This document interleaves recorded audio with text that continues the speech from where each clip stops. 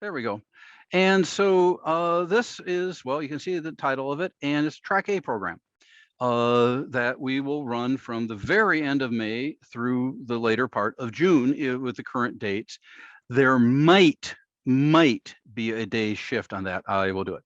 Now, I'm going to make the assumption that some of you are not very familiar with Greece itself. And I like the explanation I heard about Greece many years ago when I did my first visit to Greece as an undergraduate in a study abroad program, is it's best seen as a mountain surrounded by water. And some of these mountains surrounded by water, like Crete down the bottom there, that big island where we'll be going to both of those cities, Chania and Heraklion, it's pretty obvious. But the whole country is tied to the sea in various things.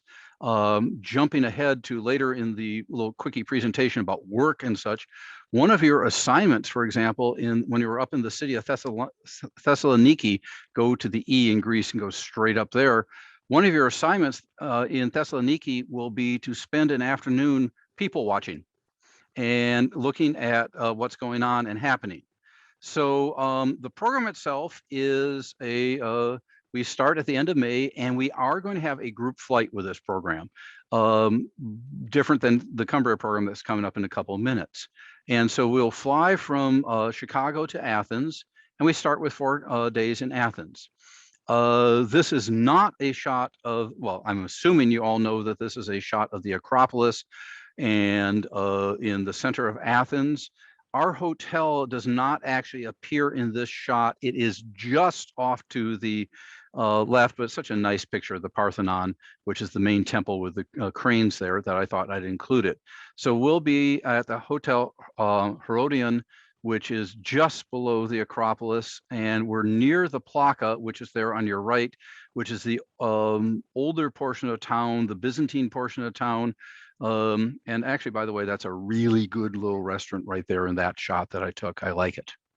And then I'm just going to start off with a real quick overview of what we're doing. The simple way of viewing it is that we don't stay any place very long. You know, some programs are like Cumbria, actually. We have a home base that we work out of. In Greece, we constantly travel. The longest we stay anywhere is 4 nights in the one hotel in Athens. We're in Crete for 5 days, but we're in 2 different towns. Well, there you can see what we do. And certainly a portion of this, obviously, if we're going to be in the Mediterranean in the summer, beach time is very important to us all. This beach is listed on TripAdvisor, if you're familiar with that one, as one of the top 10 beaches in the Mediterranean, and it's just down the road from the hotel we'll be at. Then we go to the Peloponnesus for a few days. That's the southern part of Greece, sticking out into the Aegean and Ionian seas. This is where you have the classical period materials, but even more importantly, like classical, like Olympus and places of that nature, Sparta, but then also my bias, more important, Mycenaean, like the famous Lion's Gate and Mycenae itself. And we'll spend some time poking around Mycenae, Tiryns, Pylos, and such. One of the places we will be based is here in Nafplion, which is chronologically where the courses end. We'll get to the courses in a moment. Nafplion was the first, I couldn't even think of the word for a moment, capital of the independent Greece in the 19th century. This time, once again, I'm not showing you pictures of hotels. This is, I guess, semi-intentional because there are other things more interesting like the Acropolis. However, this building here is the central square of Nafplion and is now Taverna, where we'll have dinner one night. It's actually really nice. They really have the Greek spirit there. And then we head north to Delphi, taking 2 days to get there, stopping at look at the Delphic Oracle along the way, and the famous hanging monasteries that are up on these amazing cliffs that are really, I love because they're active. One of the ones that we go to, we'll probably go to, there are a dozen, so it sort of depends what happens, what day with it. Last time I was there a couple of years ago, we had to sort of pause because the guy who was painting the fresco on the ceiling was in the way. He needed to move his ladder, and it's like, well, hardly a problem. It's actually sort of fun to see these as active, not just, you know, ancient monuments or historic monuments, but active places of veneration and worship. Then we're up in Thessaloniki, where, as I say, one of the afternoons, your assignment is people watching. I particularly would recommend on the one of the cafes overlooking the harbor, but there's also a fabulous market and such. And this is the area up near I am really having a good time talking today. Macedonia, where you have characters like Alexander the Great, his father Philip. We'll visit his tombs and such. Northern Greece is not what most people think of when you think of Greece. And I didn't. I first went to Greece back in 1984, I think it was. Yes, 1984, 83. And I only got to Thessaloniki 2 years ago. I'm amazed. It's so nice up there. Then we come back to Athens. More islands. We go to island of Aegina, which is there on your left, which was very important in the past, and more time in the Agora. There's the Temple of Hephaestus there, and of course, more beach time down in Sunion. All right, that was a way quick thing. I don't expect anyone to remember anything of that other than the fact we move around and we will go and look at a lot of sites and visit places and get a feel of what's going on in the country. I mean, I mentioned maybe a fifth of the places we will go see. So classes, we might as well get quickly here for a couple of minutes before we shift to Cumbria, and then we can do our general discussion about whatever you want to talk about. Everyone's going to take the 3960, which is that culture and life. And then you can choose to take either or both of the other two courses, archaeology of myth. I will not be teaching that. My wife will. She's an archaeologist and fiction editor who specializes in myth, so might as well have someone who's a specialist rather than me. I'll be teaching the Greek history course. Then if there's sufficient interest, and we can work it all out, and I'm sure we will, you can do a half credit PE credit. Remember, you have to do several of those while you're here at Tech. So there are a minimum of 6 credits. Everyone will take 3960 and one of the others, and a maximum of 9.5. Logistics, to give you an idea of what things look like. As you can see, we will be roughing it horribly. Now, the picture of the hotel room, that is the one that I stayed in, actually with my wife, Julie, most recently at Naphtalion. So we have twin rooms for you guys. In other words, 2 beds. I don't expect you to share a king bed with each other. I mean, whatever. But this is the room Julie and I were in. Rather nice. That's an understatement. And then this is a picture from the Hotel Herodion. And you can see once again the Acropolis and the Parthenon there. That's where we'll be staying in Athens, both at the start and the finish. This is from their hotel, restaurant, and bar. Once again, COVID, and we'll get a little bit more to the COVID maybe in general discussion. COVID has impacted everything, and so you will have to book time in the rooftop hot tub ahead of time. They do it in half-hour segments for, I think it's up to 5 people at a time or something like that. So yes, we are being impacted that your hot tub where you get to look at the Acropolis at night, you'll have to share time with. Travel, group flight from Chicago, and then all travel in country. This is a ferry. I don't know if it is the ferry we'll take. It's the line we will take from Athens, the port of Piraeus, actually, from Athens to Crete and then back. So it's a full-going ocean vessel. So, it's not a little ferry. It's a big vessel that we're in. That's an overnight crossing both directions. Most of the time, the rooms are twin rooms. In other words, 2 people are in each room. On the ferry, because the way the rooms are set up, they're bunk beds, so there'll be 4 people in that night. Costs. We're going to have to get the group flight still squared away. Flight reservations for next summer are not yet happening. I'm estimating it'll be about $1,100. Tuition, it depends upon what you normally pay in-state, out-state, whether you take 6 credits or 9 credits. You do put the other half credit on there. Program fee, $4,400. If we have more, there will be less. If there are fewer, minimum of 15 will be a little bit more, about $200-300 more. Additional food, books, and that is assuming you will buy hardback books rather than doing Kindle or something like that. That's up to you. How to apply? Go to the website. Ask me questions. Anyone may apply as long as you've been a student for 2 semesters. We have to have 15 with deposits. by December 15th because of the booking. We can always add more afterwards. If we don't have enough, obviously everything gets back to you. All right, so that was, oh, I only went 1 minute over. I'm very proud of myself there. I generally, once I grab something, I generally go crazy on it. So I kept pretty close to that 10 minutes. I'm going to stop on this one and now shift over to the Cumbria one. And yeah, I used to do this last year. I was doing this much more efficiently and quickly. This is the first time I've done this since last spring, and we'll get that one up there. So, oh, hang on, let's go back so we get a nice picture here. Why did it not go back? There we go. Okay, so now the other one, which is track B. Greece, of course, is track A. And so I will come back and spend a couple, 2-3 weeks here doing laundry and getting geared up for Cumbria, and then we go to Cumbria. We are based in Cumbria. It's a little more traditional in some respects. We are based in the city of Carlisle itself. This is the castle at Carlisle. A couple names I recognize as people who I've had in class, and so actually, I guess there are just 4 of you here now. But you know, you've probably heard me do the 3 rules of castles. Most were built of earth and wood. Most were primarily residents rather than garrisons, and most were rarely, if ever, fought over. The castle at Carlisle violates all those. It was built in stone from the get-go. Things like the keep and this curtain wall, the gate is a little bit later. It was primarily a garrison, not a residence. Half of the castle is still closed to the public because the British Army is using it.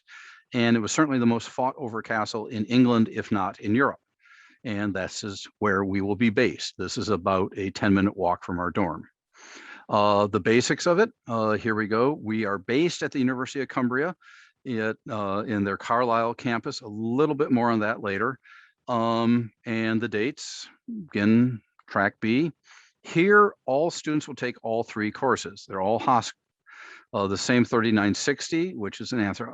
Well, you can read it. I don't need to read it to you. And then we have History of England 2 and European History to AD 60, and I changed those around, sorry. Will be 2 History of England classes. Get rid of that European History. It'll be European History of England 1 and History of Europe, History of England 2. So the classes are History and Archaeology. Cumbria. I should explain where and why. Why would you possibly want to go to Cumbria? We're located here in the far northwest corner of England, right below Scotland. This is Carlisle. You see the motorway bends around it there, and then you got the other principal highways. It's the only city in Cumbria. And you got the cathedral there, which is the smallest cathedral in England because half of it got blown up in the English Civil War in the 17th century, and they haven't rebuilt it. And then the thing that I really like about Cumbria is it has space. And you can get out and do things outside in nature a lot.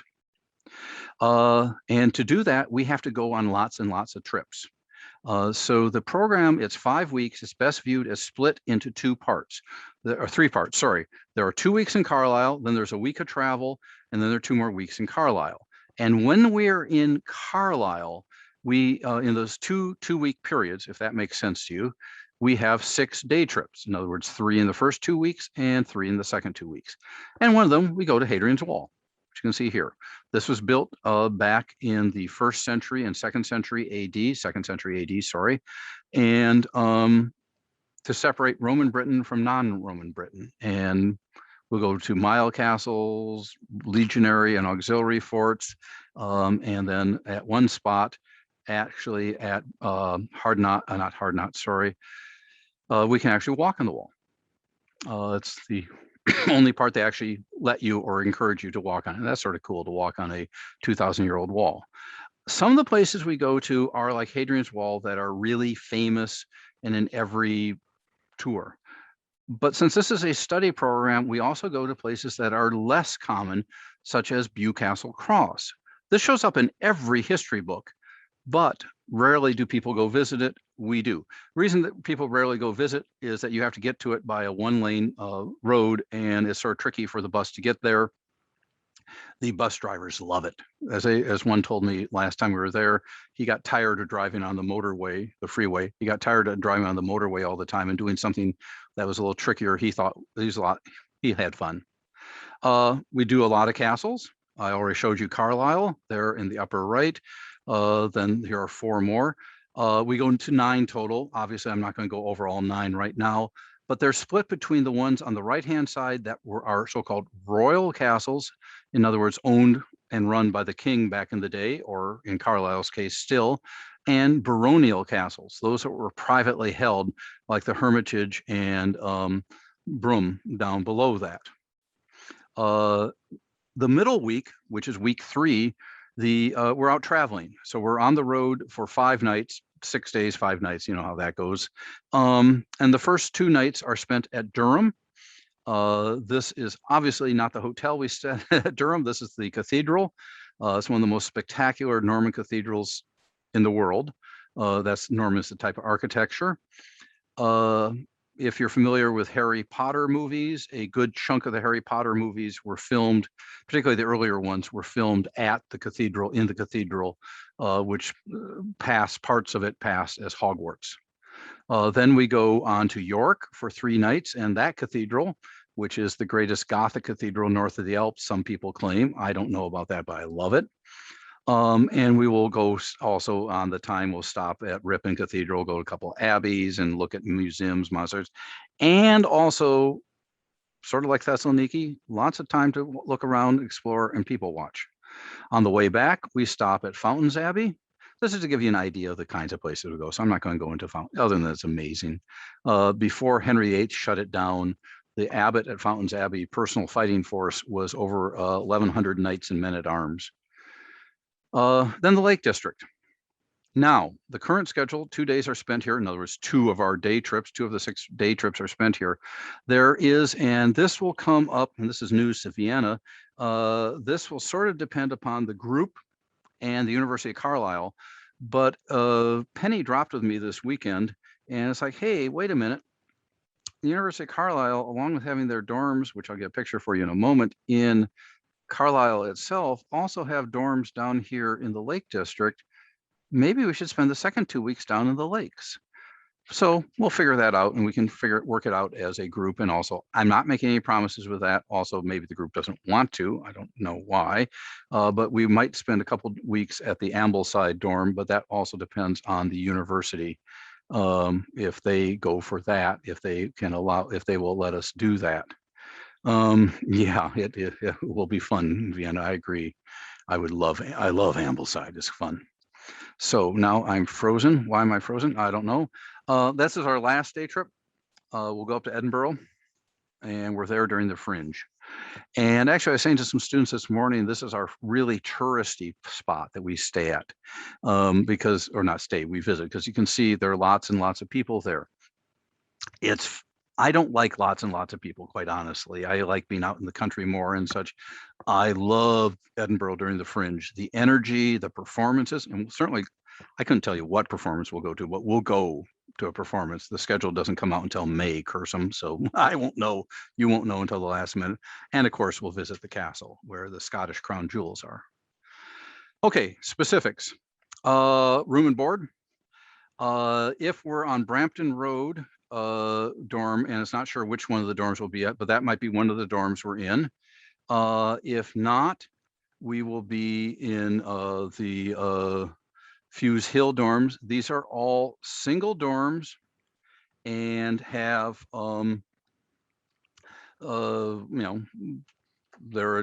bed, desk, wardrobe, and private bath. That's something I do want to emphasize. These all will have private baths. Off on your right-hand side is a picture of the hotel we'll be staying at in York. As you can see, it's right in the center of the town, and the River Ouse, which tells you something about York.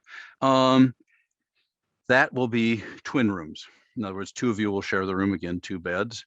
And then I have a picture of George IV down there to talk about food.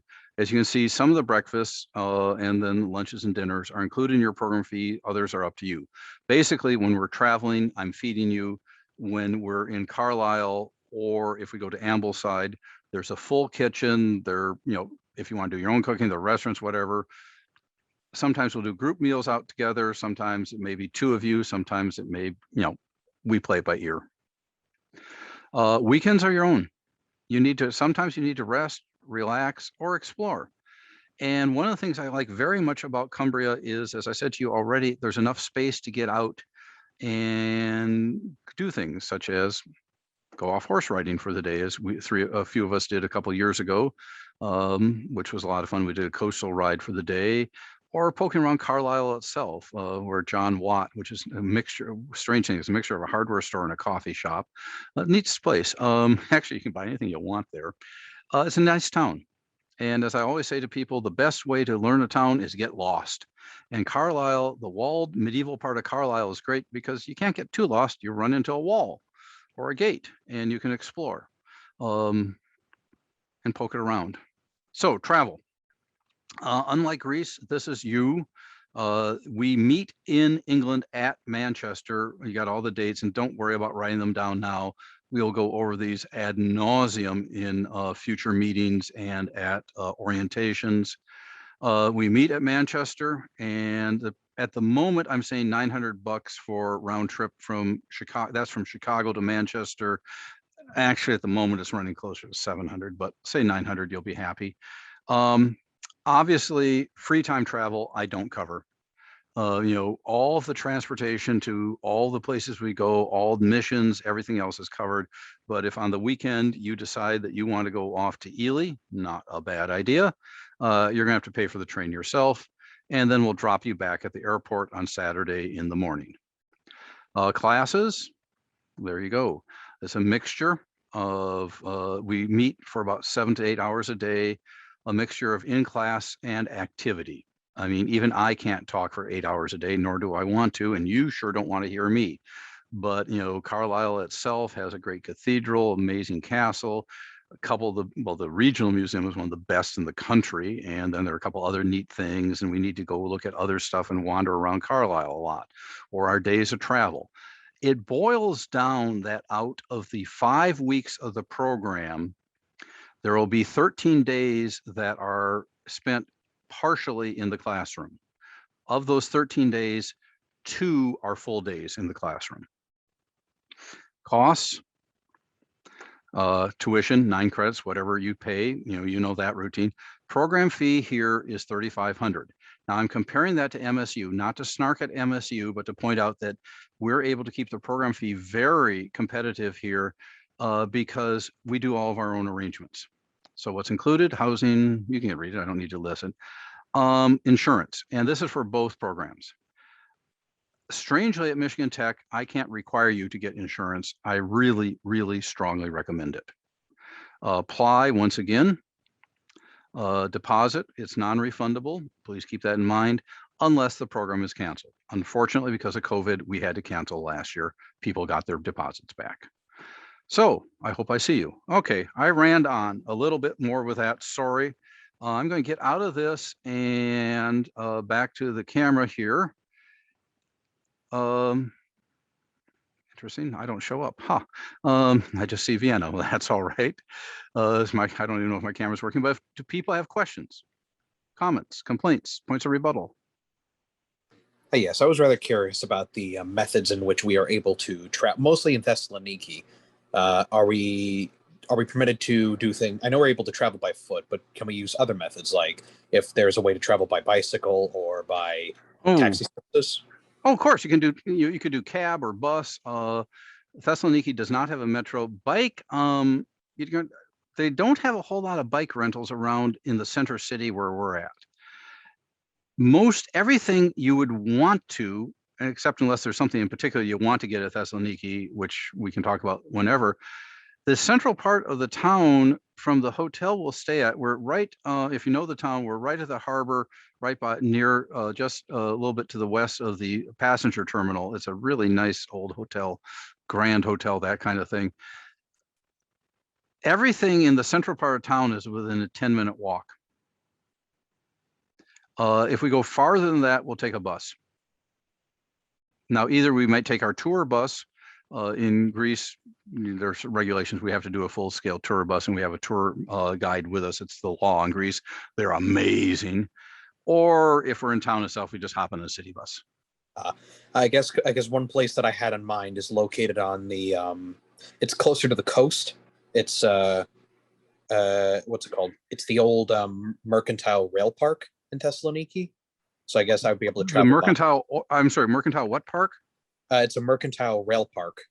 It's a huge area where a lot of old locomotives and rolling stock are kept Oh, the there. locomotive museum thing. Yeah. Well, we're right on the coast. I know what you're talking about. I'm trying to think how far away it is. We drove by it. It's in the it's in the Ixtioscala Safagia district. Okay, so that's a little ways away. You might want to take a bus out there. Oh, okay. Yeah. I mean, you could walk. It's a little ways, but yeah, that'd be cool. Definitely go there. Yeah, because there are actually a lot of there's both the museum and there's a lot of locomotives that are abandoned in Thessaloniki. Yeah, it is. I mean, and for those of you who are interested in things Greek, yeah, Thessaloniki is a weird place. I mean, it's actually wonderful and I love it. That's obviously why we're going there. But when the first time I went there, I was driving and thinking, my God, I'm coming into this rundown industrial zone because the outer parts of it are sort of rundown. And then you get there and it's glorious. And then you get into the old market in town, which is the old oil mark and things like that. Literally a block from the hotel, and windy streets and fabulous. But yeah, it obviously is. It is not. Well, just put it this way: it's not a tourist brochure on the outside, on the outskirts of town. But the rest of it's fabulous, and you get to these other places. Also, I should point out about Greece. Every stereotype you have ever heard about the Greeks is true. They are the world's most fun, hospitable people you can imagine. And so it's, one of the things we absolutely build in time is time to just lay back and, I suppose literally in the beach, you can lay back and lay out on the beach, but also just, time to wander around and talk and experience things. In Athens, which is after all a big multi-million person city, there when you're out wandering around, I mean, obviously, of course, we do a lot as a group, but also I'll turn you loose and say, we'll meet so-and-so at such and such a time. And one of the things that's nice about that is our hotel is at the foot of the Acropolis. And, maybe I'll say, hey, let's meet at the entrance of the Agora, the old classic period center of town, market area and such. You can't, well, I was going to say you can't get lost. You will get lost constantly getting there because they're windy streets and they're really fun. And it's actually, Lord knows what you'll find. But you can't really get lost because there's always the Acropolis is in view. And so the Agora is, we're on one side of the Acropolis. The Agora is about, 40% of the circuit around it. And I mean, I suppose the absolute worst thing you could do is walk all the way around, which is, of course, actually a really nice thing to do in a gorgeous park and lots of great remains and ruins. So it's hardly a bad thing to do. It's actually, I would strongly recommend it. And so that's nice both in, so as I said, Carlisle, you have the city, medieval city walls delineated by the castle and the cathedral and the train station and such. That's the way to find out Carlisle. Walk, get lost, because you'll find something interesting. Part of that also is, particularly with Carlisle, I'll get to the in a minute. That's a good question there about it. But Carlisle also, with that program, with the group meals, you will decide where many of these meals are done because, restaurants keep closing and opening and such. So having, you found something and you say, hey, let's go eat there. We do that every year. All right, good question. Pros and cons of getting HOS through study abroad, affordability and knowledge towards your degree. Are you one of our, I mean, depends what your degree is. If you are a history or anthropology major, this will be absolutely applied to your degree. If you are doing, say, for example, mechanical engineering, this will be general education distribution HOS credits. So, will you learn, well, actually you'll learn a lot about Tholos tombs and, architecture with that. So yes. Affordability, well, I gave you the costs there. You're going to have to work that out. Environmental engineering. Oh my goodness, that will definitely help with that. Maybe we could work out an independent study for you with that. That would be fabulous. The cost, I want to be, since we're being recorded, I want to be discreet about this, but I will point out to you, work out the per credit cost of taking courses here at Michigan Tech. Keep in mind, your costs here at Tech are your tuition plus. And the financial aid folks say the average student, and I know no one is average, I get that. But the average student is a little over $500 a credit this year in costs in addition to their tuition. So say you are going to Cumbria and we have a program fee of $3,500 and you're taking 9 credits. Okay, if you want to do the gym class, it's 9.5 credits. You're taking 9 credits, so 9 times 500 is 4,500. Moral of the story, it's not, then you have to add airfare in there and various other things. It is not hugely cheap to do this, but it is not much different than doing classes at Tech. And keep in mind, these can also add up to speeding you up to your graduation.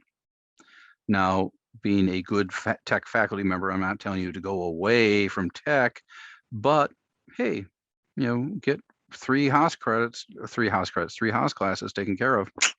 That can speed you up and give you more options later. So, there's all these myths out there about, oh, study abroad is so expensive. No, it's not. Of course, financial aid applies. Vienna can help you some with that, but more importantly, she'll probably tell you the same thing for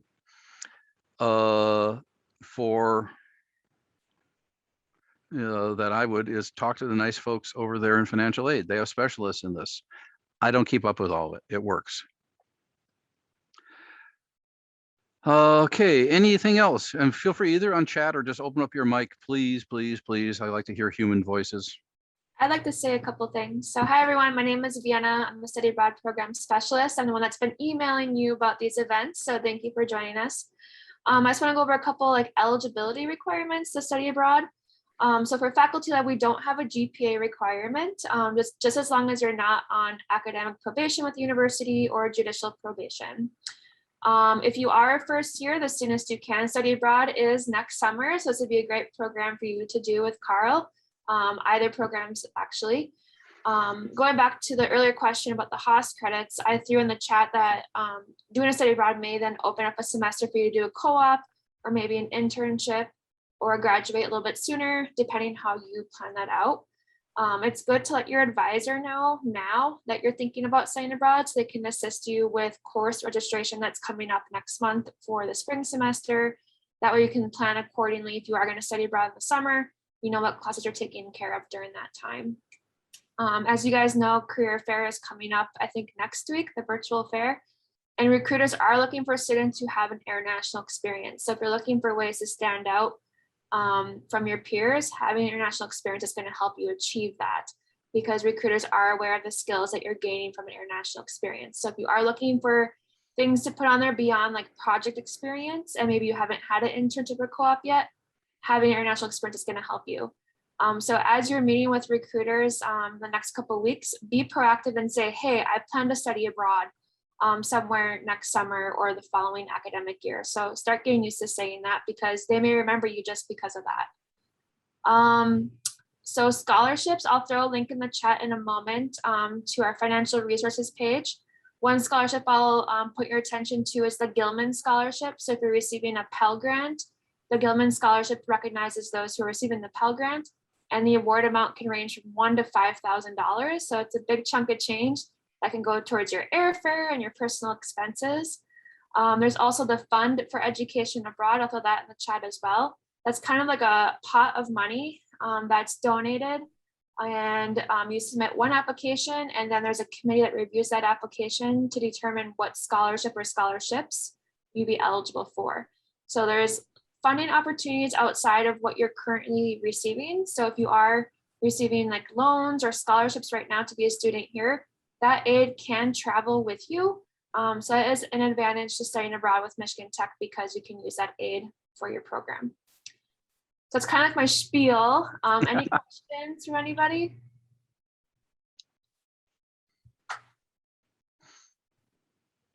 I was also rather curious about, do we have to worry about interpreters? No. The people in Cumbria speak English to a good extent. Okay, in Greece, virtually everybody you encounter speaks some English to very good English. Now, I do not require this, but we will be working with you on basic Greek phraseology. We will have for you, once you get there, actually we can get it to you ahead of time if you want to practice ahead of time, a phrase list of common phrases.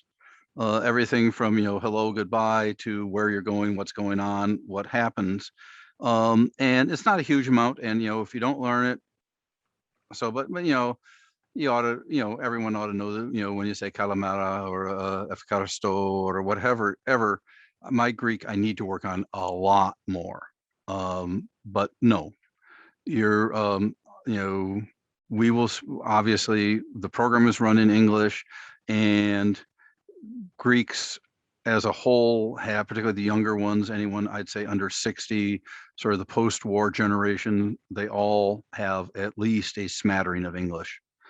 And, assuming that we are reasonable in our behavior, you will be. I mean, yes, we will go over all this expectations. All I will say is I've been leading study abroad programs, international excavations, other things since before I came to tech. I have never had a student that caused problems. You are not going to cause problems. And therefore, because of that, the Greeks will love you.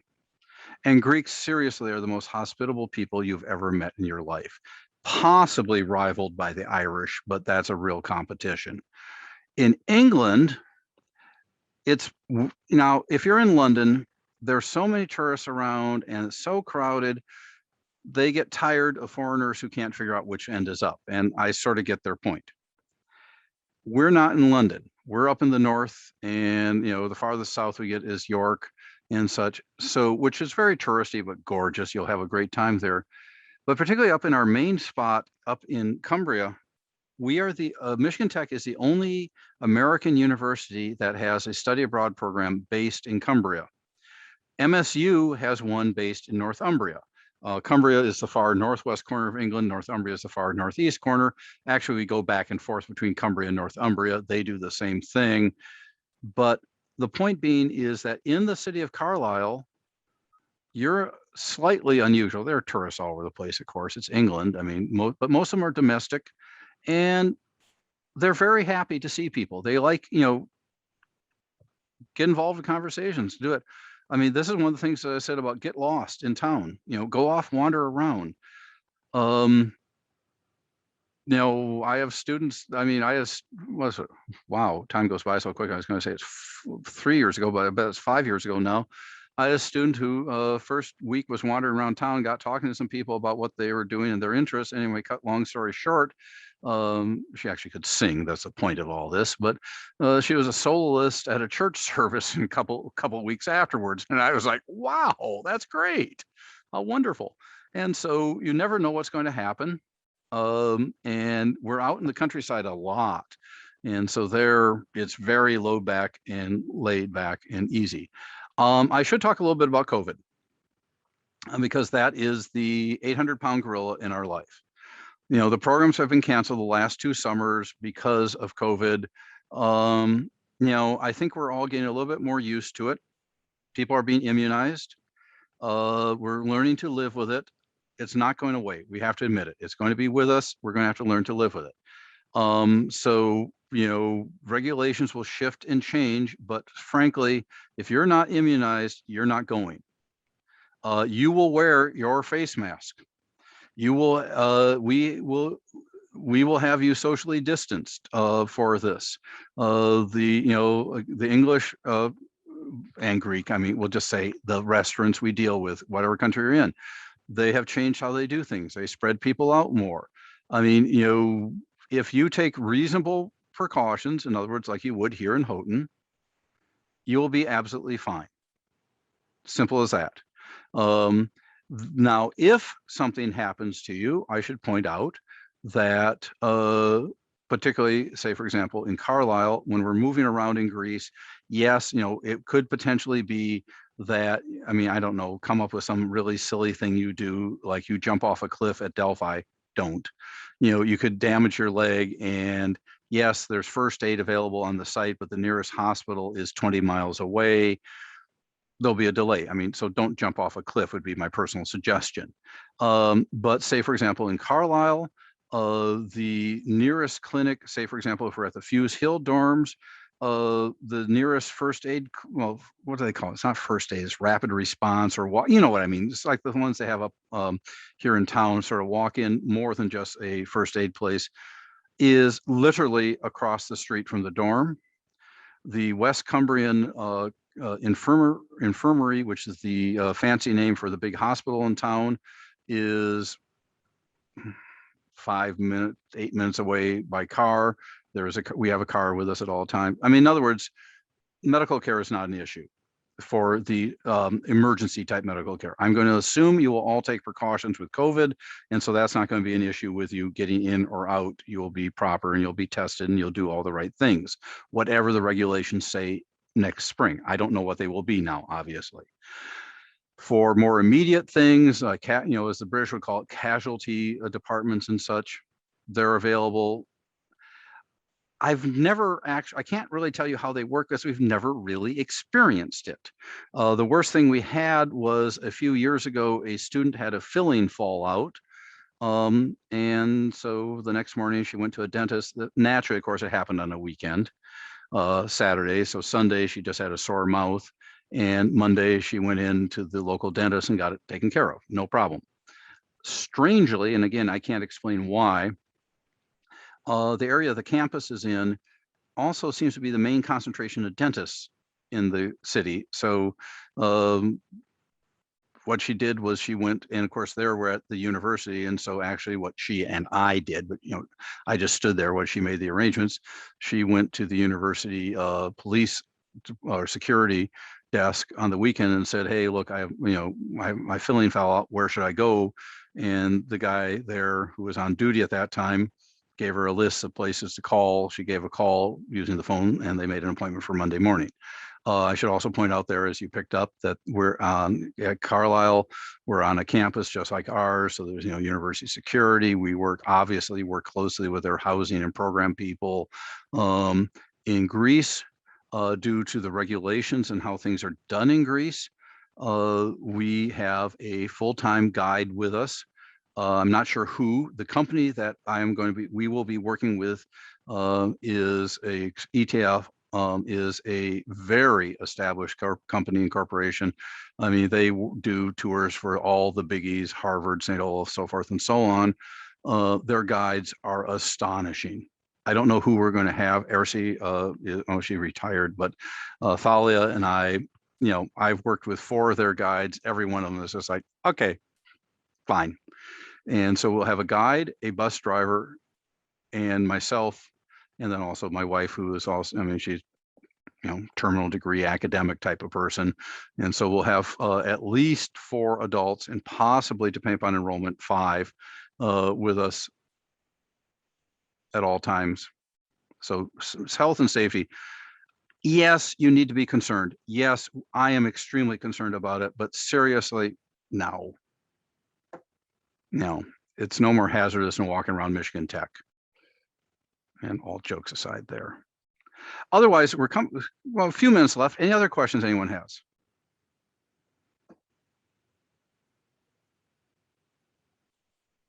I threw some links in the chat. The last one is the link to the application for this program. So you'll submit the tech application, go through our approval process, and then you'll get accepted and then work directly with Carl moving forward. So a lot of that will probably happen next semester. Carl, I know you have some internal deadlines for making decisions about running the program. Deposits will come due later on next semester. So right now it's a matter of getting that application in so Carl is aware of who's interested in going, and then he can plan accordingly. Go ahead. Oh, I'm sorry to interrupt, but I was going to say also, once we start getting a better feel who's coming, how many people, we will tweak things around. I will tweak things around. There is a really detailed schedule that we can get you, or it's also online or whatever.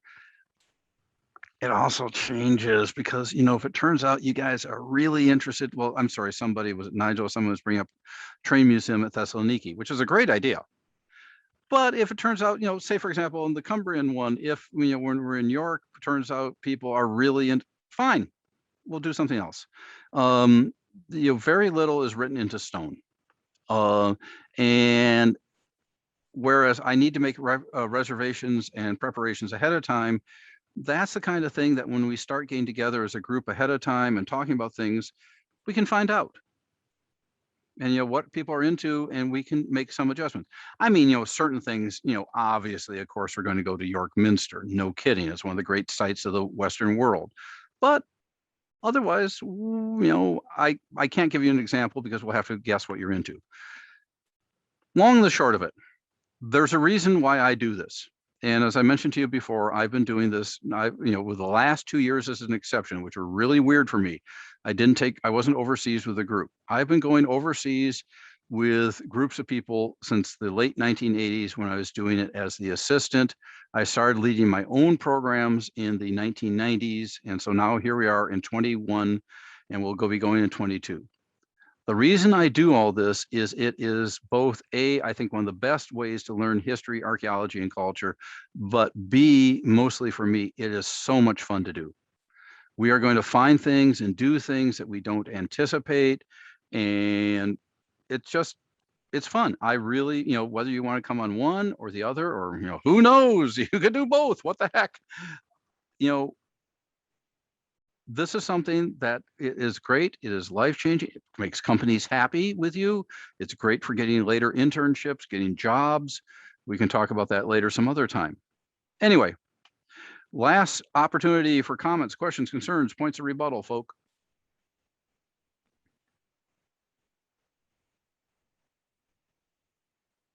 All right, well, we're going to be doing another one of these on Wednesday evening. So if you want to join us again, that'd be great. Or go explore one of the other wonderful programs. There are people going off to, you know, Ireland, Bahamas, what have you. The Amtrak one here is fabulous. So look into that thing on Wednesday too. I'd strongly urge, you know, shop around, talk to me, talk to others. And then at the end of this month, on the 29th, we're going to have an in-person one, not a Zoom one, an in-person one in the afternoon over at the library. Come by again and talk with us, and we're looking forward to having it. Quick question, will summer internships interfere with study abroad? You had to ask the last minute question there. Thank you. Simple answer is yes and no. Right. You can, you know, say for example, you go to Greece and you get back in end of June, so you got July and August to do an internship. Or if you go to Cumbria and then you got May, June, and part of July to do an internship. So it depends on how long, what you're doing. You'd have to juggle your schedule some. Certainly not slamming summer internships at all. They're wonderful. They're great. I strongly urge you to do them when you're at Tech. I would also point out to you, you have multiple years that you are a student at Tech.